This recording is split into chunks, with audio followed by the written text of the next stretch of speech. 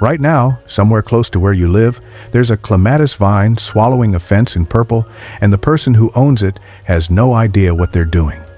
They never water it. They never feed it. They couldn't tell you its name if you asked.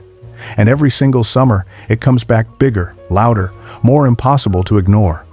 Like it's showing off? Meanwhile, you did everything right. You picked out a beautiful one. You planted it gently, watered it faithfully, maybe even talked to it a little. And you watched it sulk through one sad season, throw out a few tired blooms, and then quietly disappear. No drama, no warning. It just gave up on you. And somewhere in the back of your mind, you decided the problem was you. It wasn't. So let me tell you the truth. The garden center will never tell you when they ring up your purchase. Clematis isn't fragile. It's misunderstood. Nearly everything that kills this plant comes down to a small handful of very specific mistakes, and the day you stop making them, it turns into something you almost cannot kill. I'm talking about a vine that shrugs off drought, neglect, hard winters, and the occasional run-in with a lawnmower, and comes back asking for more. So over the next few minutes, I'm going to give you 7 secrets that turn a delicate diva into a tank. Not the recycled tips you've heard 100 times, the real ones. The kind most folks who've grown clematis for 20 years have never heard. And stay with me through secret number 6, especially. Because that's the one that explains why so many clematis die in their first 2 years, and it's the difference between someone who gives up on this plant forever and someone who simply cannot kill it. Most people throw the plant away at the exact moment they should be saving it. I'll show you how to tell the difference. Let's get into it. Number 1. Plant it deeper than feels right. Let me start with the secret that breaks every rule you've ever been taught about planting. With just about anything else you buy, the instruction is the same. Dig your hole, set the plant in at the exact depth it sat in the pot, backfill, done. Bury a tomato too deep, you rot the stem. Bury most perennials too deep, you smother the crown and kill them. Clematis does not play by those rules. With clematis, you bury it deeper than feels comfortable. You take it out of its nursery pot, and you set it so the root ball sits a good 3 to 6 inches lower than it grew in that container, deep enough that the first pair or two of leaf nodes, those little joints on the stem, end up completely buried under the soil. You're putting part of the stem underground on purpose. While you're at it, dig that hole bigger than you think you need, about 18 inches across, 2 or 3 times the width of the root ball. If you're working sandy ground, mix in compost and well-rotted manure so it holds a little moisture. If you've got heavy clay, work in compost and grit so the water can move through, because clematis roots sitting in waterlogged soil will rot before they ever get started. Here's why the deep planting matters. Those buried nodes have a hidden trick most gardeners never trigger. They can sprout brand new shoots from under the ground. So, if the top of your plant ever gets wrecked, frost zaps it, slugs eat it down, you snap it while weeding, the plant doesn't die. It just sends up fresh growth from below. You've planted yourself a backup plant underground, and you'll be glad you did when we get to secret number 6. One more thing so you don't lose heart. There's an old saying about this plant. First year it sleeps, second year it creeps, third year it leaps. That first year, the top barely does anything because all the real work is happening underground where you can't see it. That isn't failure. That's the plant building its engine. Be patient with it. So when you plant, ignore the instinct that says, match the pot level. Go deeper. Feel uncomfortable about it. That discomfort is exactly the point. Number 2, give it cold feet and a warm face. You've probably heard the old line, clematis likes its head in the sun and its feet in the shade. It gets repeated so often it's turned into background noise, and most folks nod along and never do a thing about it. That's a mistake, because that little saying is hiding one of the most important things about keeping this plant alive for the long haul. Here's what it means in practice. The top of the plant, the vines, the leaves, the flowers, wants full sun, 6 hours a day, minimum. That's where the energy comes from. That's where the blooms come from. No argument there. But the root zone is the opposite story.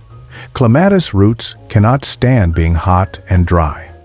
When the sun bakes the soil right at the base of the plant, the roots stress, the moisture vanishes, and the vine starts sacrificing its own leaves and flowers just to stay alive.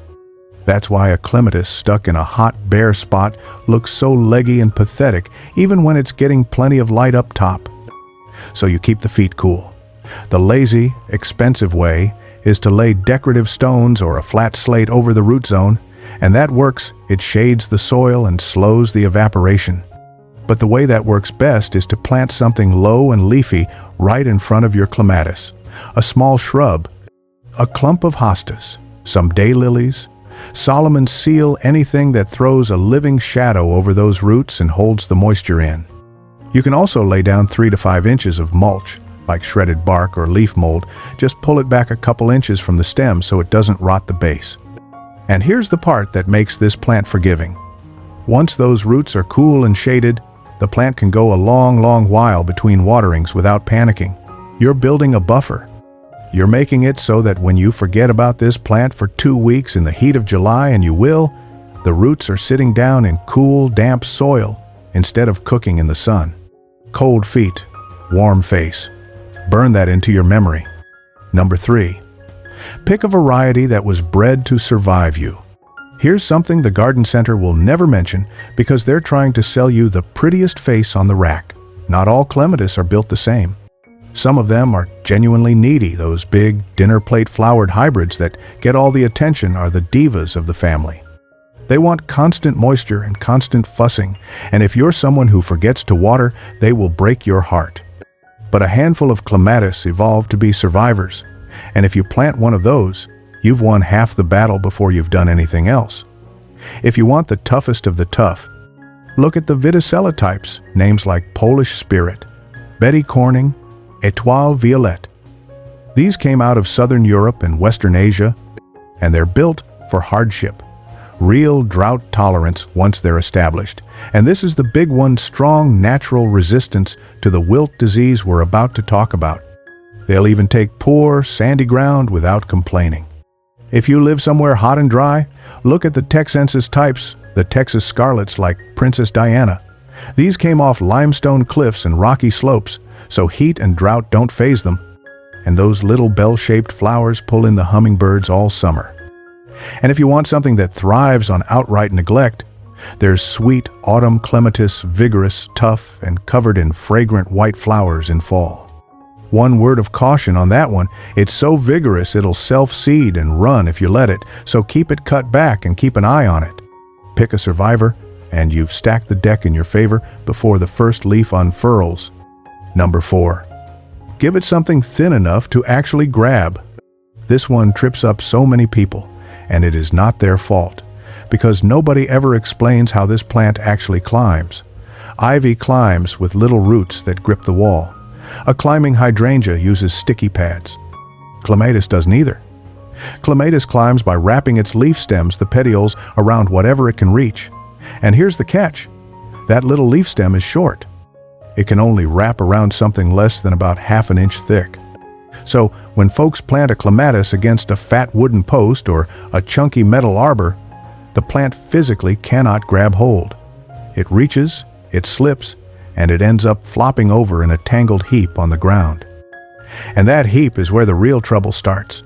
Stems with no support whip around in the wind, and that whipping tears tiny wounds in them, and those wounds are the open door that wilt walks right through. So this isn't just about looks. Good support is wilt prevention. The fix is simple. Give it something thin to grab.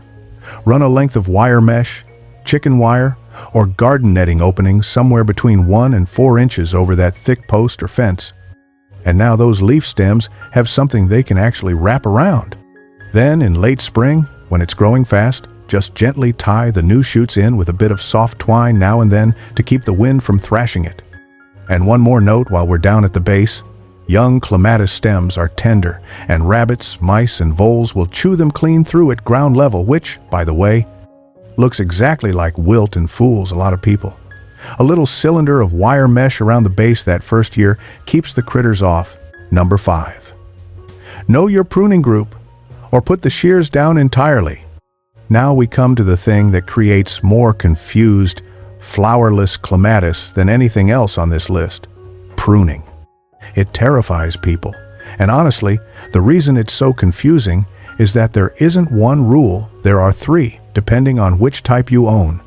Cut at the wrong time, and you'll snip off every flower bud before it ever opens. The plant won't die, but you'll get a whole season of nothing but leaves, and you'll swear the plant is broken when really you broke it. Let me cut through all the jargon. Clematis fall into three groups. Group 1 blooms early in spring on growth from last year. These you barely touch, prune them hard in late winter, and you're cutting off this year's flowers, so just tidy them lightly right after they finish blooming, and otherwise leave them be. Group 2 are the big, showy early summer bloomers, the divas. They flower on old wood and again on new wood, so give them a light trim in early spring, just clearing out the dead and weak stems, and they'll reward you with 2 flushes. Group 3 blooms later in summer on brand new growth, and these are the easiest of the whole bunch.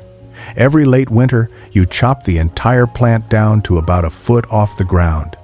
Brutal, fast, no thinking required, and it comes back roaring. So how do you handle this without a botany degree? 2 options. Figure out your group, check the plant tag, or just watch when it blooms, because the bloom timing tells you almost everything. Or, and this is your safety net, if you've got no earthly idea which one you own, do nothing the first full year. Just watch it. See when it flowers. A clematis that's never pruned won't die, it'll just get a little messy. But a clematis pruned at the wrong moment loses its entire show. When in doubt, put the shears down. Number 6. The wilt trick that brings it back from the dead. This is the one I told you to wait for. Picture it. Your clematis is thriving, climbing, healthy, maybe just about to bloom. You walk out one morning, and an entire stem or the whole plant has collapsed, wilted, blackened, dramatic, dead-looking, overnight, no warning at all. That's clematis wilt, and it is the single most heartbreaking thing this plant does. It's a fungus, the name's Clematidina.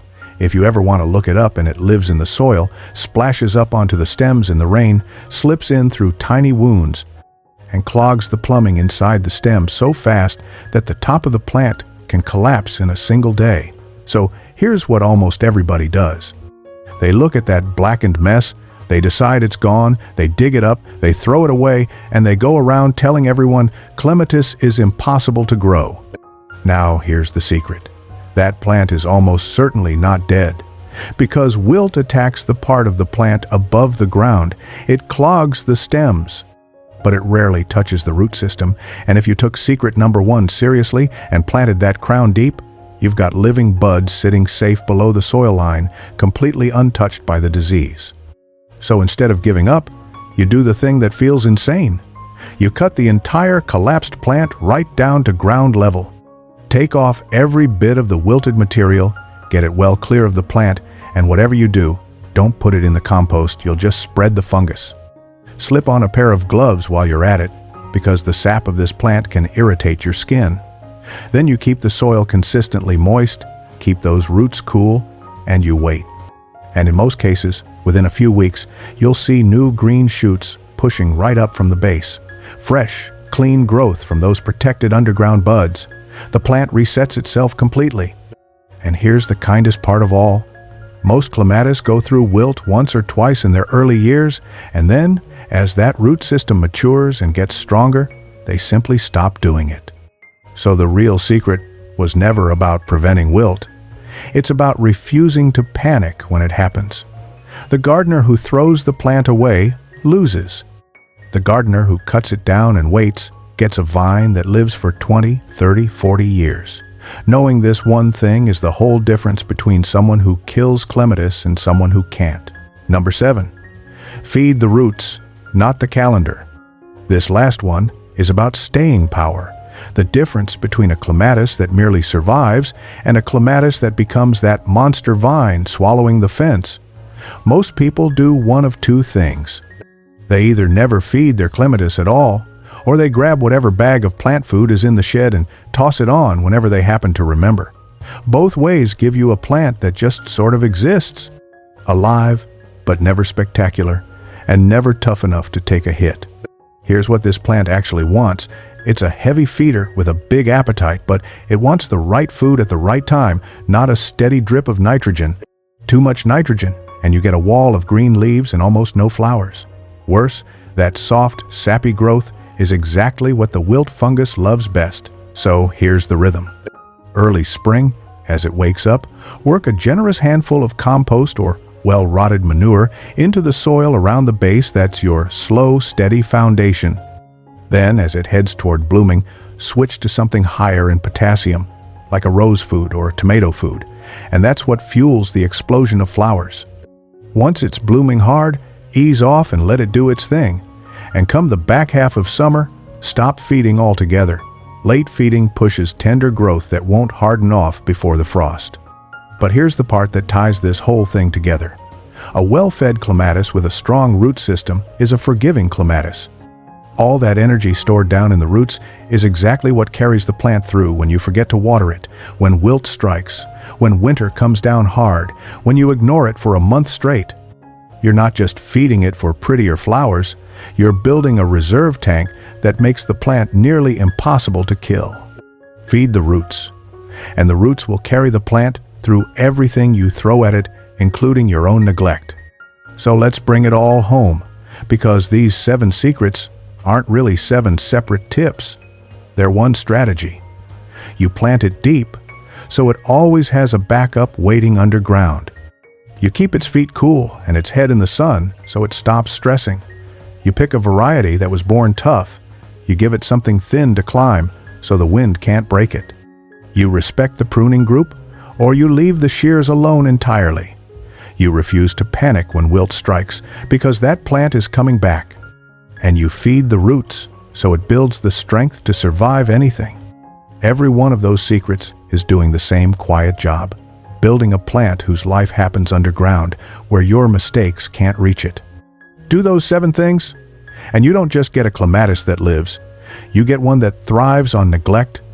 Now, before you go, do 3 quick things for me, because they genuinely shape this channel. First, if this changed the way you see this plant, hit that like button. It tells me these deep dive guides are worth making, and it helps another struggling gardener find this video instead of throwing their clematis in the trash. Second, subscribe, because this channel is built for exactly this kind of plant. The ones everybody says are too difficult that turn out to be just misunderstood. We put out a new guide like this every week, and the next one might surprise you. And third, leave me a comment and tell me, have you ever lost a clematis to wilt and thrown it out before you knew it could come back? Or do you have one of those monster vines that just won't quit? I read every single comment, and the stories you share are what shape the videos I make next. So go on out there and get one in the ground. Plant it deep and let it surprise you. I'll see you in the next one.